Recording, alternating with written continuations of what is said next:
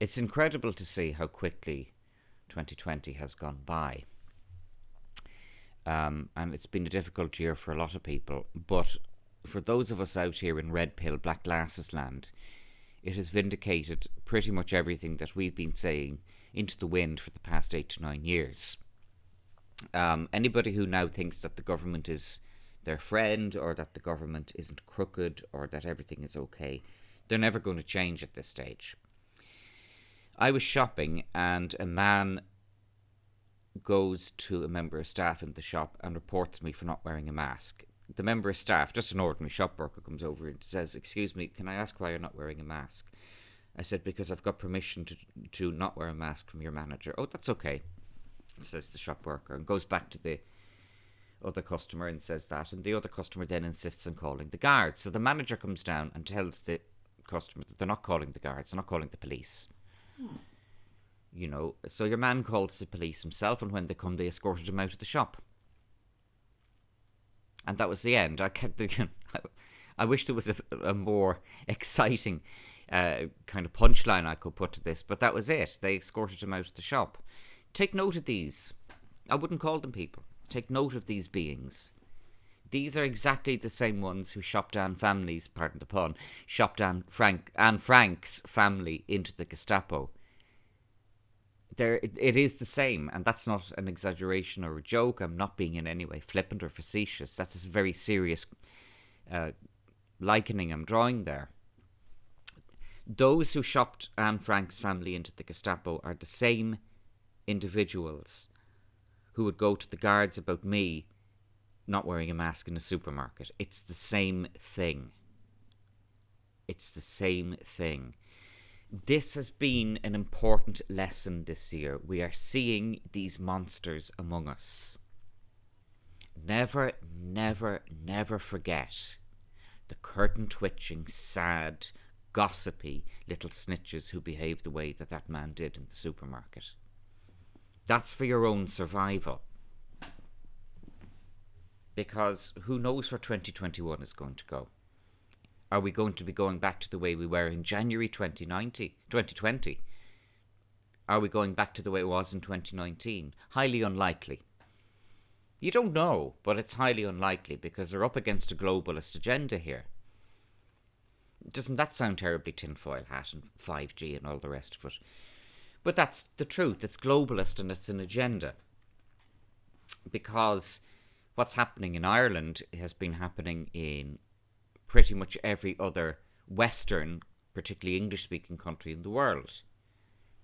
So we're not alone here. That's a positive thing. We're not alone. Furthermore, as I've said repeatedly, of all the English-speaking countries, the Alties here in Ireland, all of us here on our mobile phones and sitting at our computers and that, we've blown the mainstream media to bits. Hasn't happened in Britain, hasn't happened in the US. When you have RTE coming out with these ridiculous "The Truth Matters" ads, that means that we've succeeded.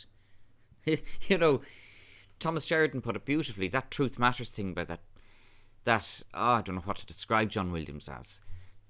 I don't know how to describe John Williams, but "The Truth Matters," that shows that we've rattled them. We've pierced that matrix. They didn't come out with anything like that in Britain or America or New Zealand or Australia. And it shows the difference between Ireland and those other countries, where we're still a very small country. We're still very close-knit here. And we're going to continue to be that way. We've beaten them so far. Always remember that. We've beaten them. They haven't beaten us. We've beaten them. We've done it. We've so much in this country. The Alties here have so much to be very, very proud of. Not to go around being boastful or full of hubris.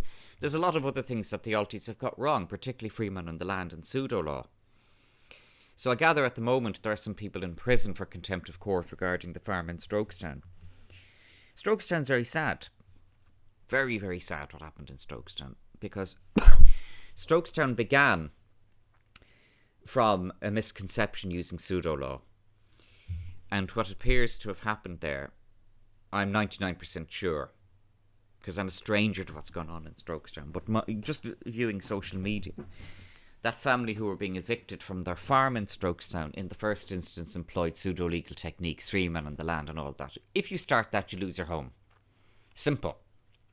Start that, lose your home. And they did. And now it's gone so far down the line that even if somebody were there to give them the correct advice, it's probably too late. But it seems that they're still using it even now. So people are in prison at the moment for contempt of court for staying on the farm. And I admire their bravery. One of them is a man called Colm Granahan. And like, Colm has absolutely the balls of a lion. I have to admire Colm for his courage. I really, and I say that honestly, I'm not being sarcastic about the man. Colm has, Colm is fearless. This is a very important thing. When I was in the shop with that grass going to the guards about me not wearing a mask, I was fearless. The reason why I was fearless, though, is because I knew I was right. I knew when the guards came down that they would just say, look, Mr. Morris has not been told to wear a mask by the shop. He's got permission not to. What's your problem? And that customer was saying that he demanded to see my medical records and that I was a fraud medically. Get out of town. Just, this is where you're then getting into crankery. Because that customer was a crank. I wonder if Anne Frank's family had all dressed in Nazi uniforms and spoken in German when the Gestapo arrived. I mean, there are ways of dealing with these things. And what happened to Anne Frank's family was a terrible, terrible atrocity. And I'm not in any way making light of it. But you wonder if they had tried to assimilate and hide among the Germans. What would have happened? You see, they were in a bad position. They tried to escape. They went to the Netherlands, and then the Netherlands was conquered by the Nazis. That was bad luck. What could Anne Frank's family have done differently in retrospect? Because ultimately they were killed. They were murdered. They were murdered in Auschwitz. So they got it wrong. And I'm not gloating. It's a terrible, terrible crime what was done to Anne Frank's family. But, they were killed in the end. So what could they have done to avoid being killed? That's what they were up against. Let's digress for a second. A lot of the people who were murdered by the Nazis and were herded into cattle trucks and brought to Auschwitz and gassed were people who would have called themselves law-abiding citizens.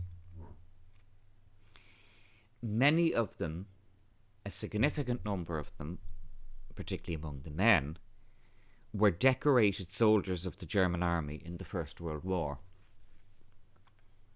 And they would have told themselves, but hold on, I was a decorated soldier in the German army in the Great War. They're not going to do that to me. Well, they did, didn't they? That is one of the most important lessons to take from the Holocaust. Don't imagine, whoever you are, whatever you might have done, whatever decorations you might have received in the past, don't imagine that the government won't turn on you when it suits them. They will. This is what has happened in Ireland to the hospitality industry, particularly the pubs. I draw a strong differentiation between the pubs and the hotels. A lot of the publicans and a significant minority handful of the hoteliers aren't very good at what they do. They don't treat people very well. Most Irish hotels and most Irish pubs are excellent, but there is a handful of them who are not. They've got away with a lot of bad behaviour because as far as they were concerned, they had their political friends, the county councillors, the TDs, the senators, who were taking care of them. Well, how did that turn out this year? Pretty much like those decorated Great War German soldiers who found themselves being taken off the cattle trucks and they came into the yard in Auschwitz. That's an accurate comparison. It's a direct comparison. I was talking to people back in March of this year when the businesses were being closed in the lockdown. What I said to them was, sell, get rid of all your stock, lay off your staff and run. No. It's 3 weeks to flatten the curve, yeah. Yeah. 3 weeks to flatten the curve. That was back in March. Yeah, so all of us who took the red pill and wore the red glasses, all of us out here, put on my best voiceover diction here, all of us out here who wore the red glasses, there you go, we were right. We were right.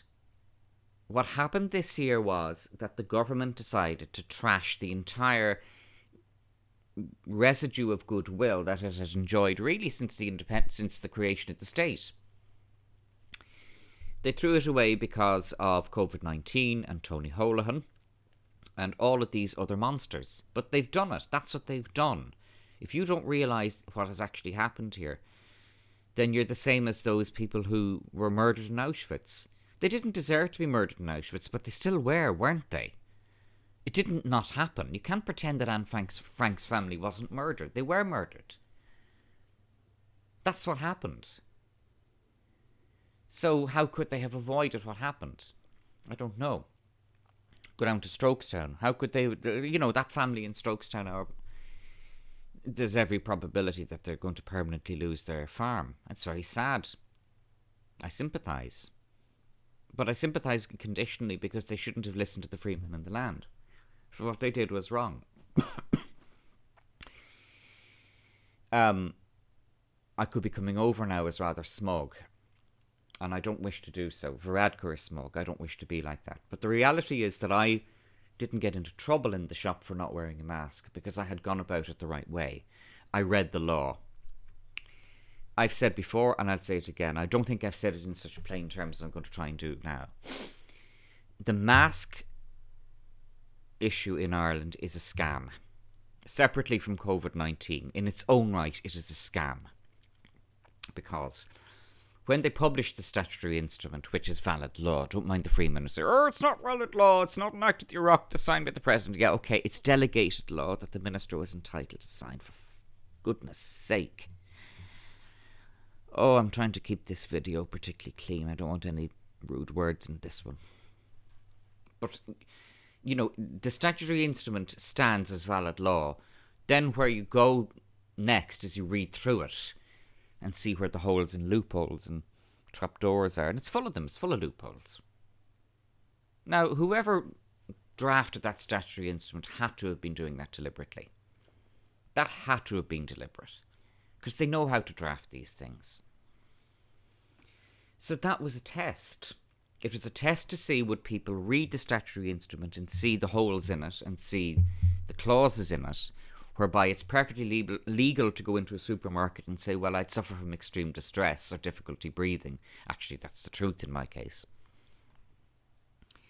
And then you see that there's no burden of proof upon you. You don't have to have your medical records with you. So that busybody who was demanding that I produce medical evidence, he'd no right to do that. Well, he'd no right to do anything of what he did.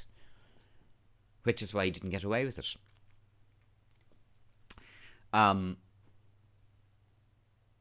Then, are they going to enforce the statutory instrument regarding masks if people are claiming difficulty breathing or extreme distress? No. Because it would clog the courts up. The courts would fall apart in chaos. The Irish Times, that worm, Conor Gallagher in the Irish Times, wrote a disgusting article last week about anti-maskers. But clinging to that relic of accuracy and balance that the Irish Times still pretends it goes through, it had to admit in one sentence that nobody has been prosecuted simply for not wearing a mask. The prosecutions that have arisen, allegedly on social media, for not wearing a mask have actually been public order offences. So, for example, somebody isn't wearing a mask, somebody comes up to them in the shop, they start to live stream, they start to shout, they start to use bad language, they start to be threatening. That's where you're sunk. That's where you're sunk. You do that and they'll go after, they'll throw a ton of bricks at you. Stay calm, stay quiet, don't say anything. Nobody, why say something? Why do you have to reply to these people? You don't have to reply. You don't owe him anything. A member of staff then said to me, may I ask why you're not wearing a mask? Yes, I said, your general manager gave me permission not to. Oh, that's fine. That's grand. And the general manager then came down and confirmed it. End of story. I didn't say anything else then. I just waited for the police to arrive. The police arrived. They said, there's no complaint against you. Good, I said. They said, you didn't even need to stay here. Ah, no, I said, I thought it would be a good idea if I did. The guard said that to me. They said, you didn't have to stick around. No complaint was made against you. Well, sure. That person who phoned the police about me not wearing a mask is of identical character to the people, I'm using that word kindly, is of identical character to those who grassed on Anne Frank's family. That's said deadly seriously. There was a character there that did that. Because Anne Frank's family were technically breaking the law. And whoever grasped on Anne Frank's family, whoever was the snitch, or in Dublin terms, we call them a rat. Nobody knows that outside of Ireland. The term rat in Ireland, particularly it's a Dublin expression, a rat is a snitch. Snitch is an American expression. Ew. Ew, that's used by the mean girls. Oh, she's such a snitch. No, a rat. A rat is a snitch. Let's use Dublin-y. I'm not going to let American slang creep in here. Somebody who's a rat. That's a grand... Any Dubliner who's listening to this will agree with me. You're a rat. I remember actually teaching English to a class of kids, of Spanish kids. They could not grasp the concept that in Dublin particularly, but in Ireland generally, a rat is a snitch. That's our term. Snitch is an American term. It's a rat. That's what we call them here. You're a rat. You ratted on me. Don't rat. It's a verb here. To rat. You know, it doesn't mean that you're a rodent that chews electrical cables. What it means is you're a snitch. But it's also a verb, to rat on somebody, to snitch on someone. There's another expression, a grass. But that's a bit of, he's a grosh. Oh, yeah, he's a grosh, mate. Oh, yeah. That's kind of an English one. Our indigenous expression for it is a rat. End of English lesson. But anyway, this person who ratted on me is the same character that ratted on Anne Frank's family. Watch them. Never forget. Never deal with them. Shun them and tell others. Warn your friends about them. Warn your friends. It's serious. That was part of the test this year. And it was deliberate. To pit people against one another this way. To break up communities. To get these curtain twitchers doing what they do. Because that man who ratted on me was always like that. When the tide goes out, you see the crabs. You see the barnacles when the tide goes out. This is what has happened this year. The tide has gone out. The tide has gone out in the vintners. The tide has gone out in the hospitality industry. And when the tide goes out, you know, it's like the tsunami, that terrible tsunami in East Asia.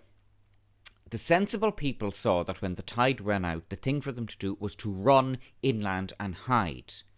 The less sensible people went down and collected the fish that were all flapping on the sand, and they didn't realise that 3 minutes later the tsunami was on its way in. Actually, that's a good comparison with what happened in March. The tide went out in March, and I was saying to people, close your businesses, sell your property, sell your stock, lay off your staff and run. Get going. No. So now we have businesses that are going bankrupt left, right and centre. Pubs, cafes, beauticians, all of these things because they did not run for the hills in March. Understand economics. Economics is one of the most... It actually follows iron principles, economics do. So the tsunami is hitting now. And we're seeing it psychologically with the behaviour of that rat in the supermarket. We're seeing it. Was the mask scam here, and I see the mask thing this year as entirely separate and discrete from the whole coronavirus hoax, which it is, you know, it is a hoax. Total hoax. But the mask thing was a separate wheeze of its own right to see would things like what happened to me happen, and would people like me respond correctly and just keep it calm, don't be abusive, don't be aggressive, don't use bad language, don't insult people, don't lecture people, don't be telling people, wake up! It's the Illuminati, wake up! Wake up! Don't be lecturing people who are working in a shop. Don't be lecturing the other customers. Everybody think you're a Loo Lah. They'll all think you're a nut job. That's another Dublin expression. America, a wacko? A wacko? He was a snitch. He was a snitch. And such a wacko. No, he was a rat and a Loo Lah. Let's keep it Dublin here. He was a rat and a Loo Lah. But it has brought out the Loo Lahs. But don't be a Loo Lah yourself.